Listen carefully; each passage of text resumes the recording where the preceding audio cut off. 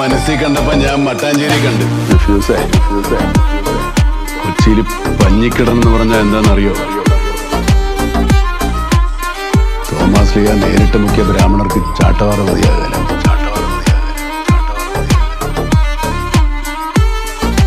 പൊക്കണം. ഏത് പടക്ക് പറയുന്നതാണ്?